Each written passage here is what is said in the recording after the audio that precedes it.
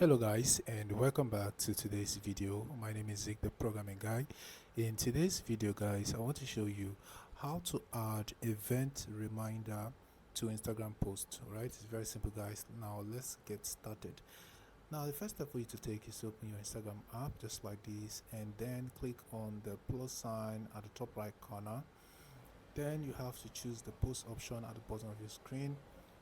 Alright, now let's try that with the video post. Right, now I'm going to choose this video for example, and then click on next at the top right corner. Alright, and then I'm going to click on next at the bottom right corner, and if you look right here you will notice you can't actually add a reminder, an event reminder to an Instagram video post. But if you try that with a picture, let's try that with a picture post. Right, now I'm going to click on next at the top right corner, and then you can add filter to your post. Right, after doing that, click on next at the top right corner again, and right here you're going to find add reminder option right here. So once you tap on that, you can give your reminder a name. Let's say live video coming up,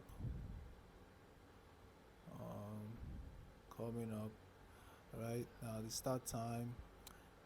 Okay, it says going to be tomorrow, October effects.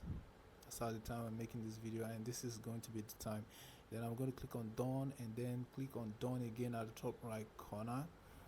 Then right here you find out that you have successfully added an event reminder to your post. Now if you click on share at the top right corner after adding a caption, all right, then your post is going to be shared on Instagram.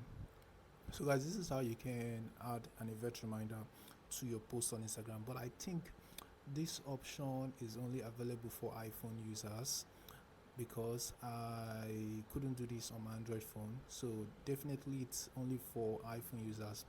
Alright guys, this is how you can do it. Hope this video was helpful to you. If it was, give this video a like and equally subscribe to this channel to get more useful tips like this. Thanks for watching, and I'll see you in my next video.